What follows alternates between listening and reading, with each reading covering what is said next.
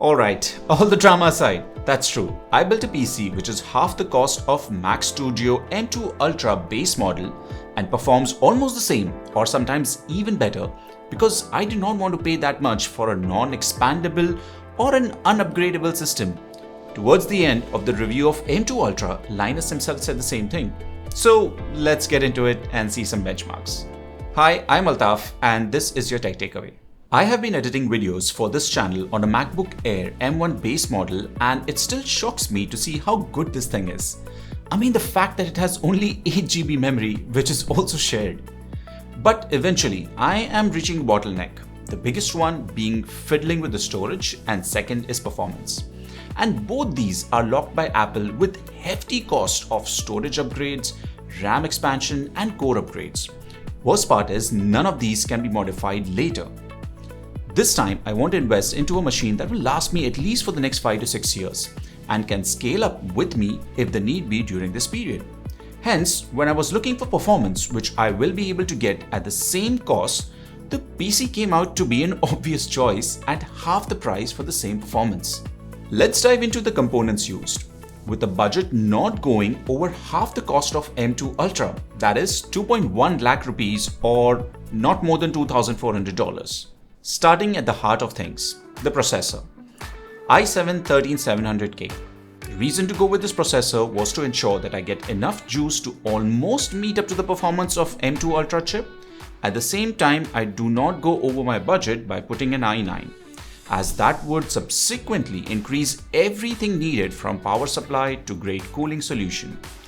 The K model helps in getting Intel's iGPU and the video encoders and decoders.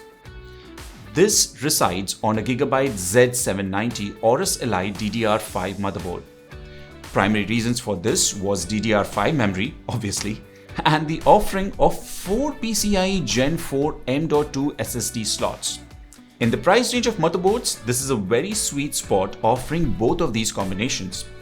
The thermal design is robust enough for my kind of sustained video editing workloads. I am not going to overclock.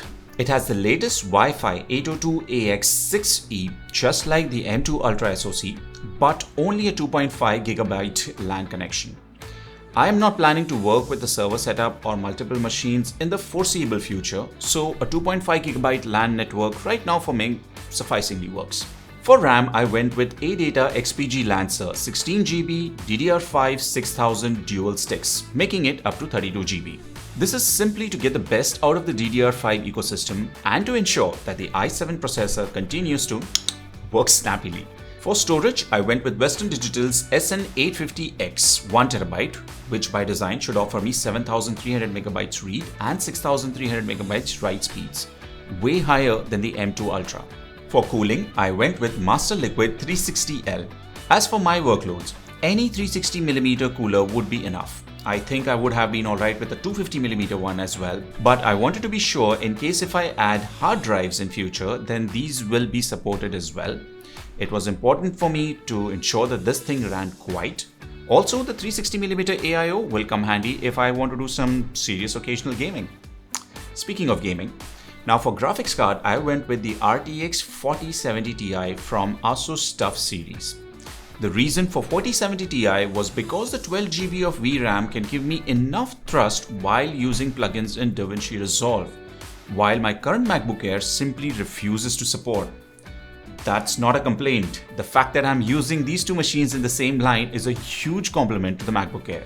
From the price point of view of graphics card, I was very confused between the previous series of 3080 Ti, mostly due to the higher memory bus, and current RTX 4070, as it also has 12GB of VRAM.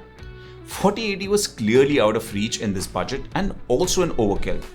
The reason to strike off 3080 Ti was due to it being more power hungry, being last gen, and with slightly higher cost in India and no AV1 support codec for video streaming. And one of the biggest reasons to not choose 4070 was the fact that only starting from 4070 Ti upwards, Nvidia offers dual Nvidia NVENC encoders. RTX 4070 and the series below only have a single encoder. For video exports and rendering, this is a huge deal.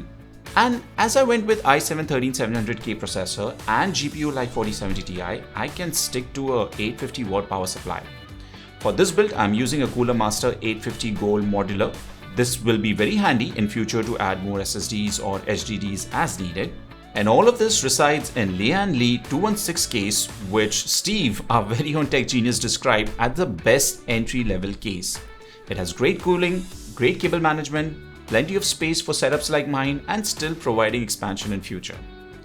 So overall, this build cost me approximately 2 lakh, and hence I doubled my storage, standing right there for just another 8K. Take that, Apple. Anyway, it is always recommended to have your OS and programs on one disk and your working files on a separate disk. This makes your system faster and also prevents loss of data if you have to format your OS drive.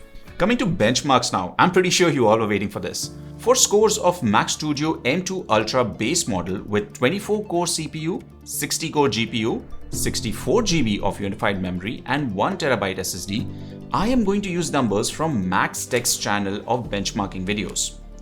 Starting with Geekbench 6 for CPU. M2 Ultra's Geekbench 6 score on single-core CPU is 2692 and multi-core CPU score is 20785. This PC's Geekbench single-core score is 2831 and multi-core is at 19049. So this is a single-core win for PC, but a slight edge to M2 Ultra in the multi-core score. M2 Ultra's Geekbench 6 GPU Metal score is 202,000 and an OpenCL score is 115,000. This PC's OpenCL score is 214,000, so that is well over and above M2 Ultra. Coming to Cinebench R23. M2 Ultra's base model Cinebench multi-core score is 27,941. My PC's multi-core score for Cinebench is 30,185. That is a good difference. But Cinebench has always been more optimized to suit Intel, hence I'm going to consider it almost as equal. Blender BMW Render. M2 Ultra's Blender BMW Metal score is of 11 seconds. My PC's Blender's BMW Render is 11.2 seconds. Yes, now that is a good tie.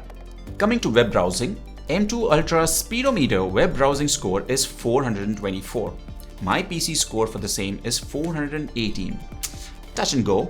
Coming to SSD speeds, M2 Ultra's drive read test score is 5086 and write score is 6202. That is insanely good. But this PC's read test score is 6961 and write speed is 6401. And this is an average of 5 sequential tests. So this is a big win. As you can see, this PC can operate with almost as the same performance of M2 Ultra chip, but with half the cost. Is that the full story then? No. I can also game like a pro on this PC, while Apple is still figuring out with the new game engine porting kit. All these components are upgradable. I can have more RAM, fill the other two M.2 Gen 4 SSDs, add more HDDs to store backups and whatnot upgrades. So that's it. Everybody who's buying a Mac Studio M2 Ultra is stupid. Or are they?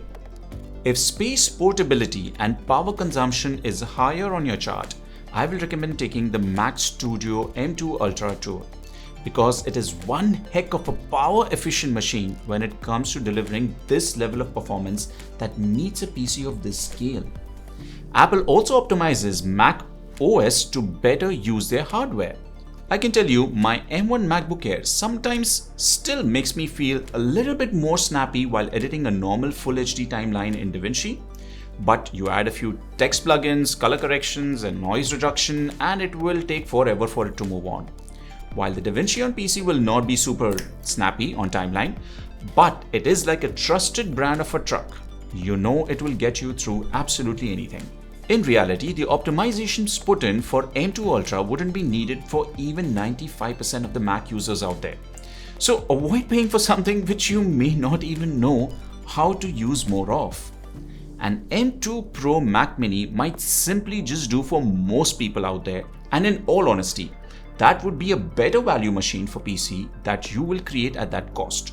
So good job Apple at that, as well as at the M2 MacBook Air price range.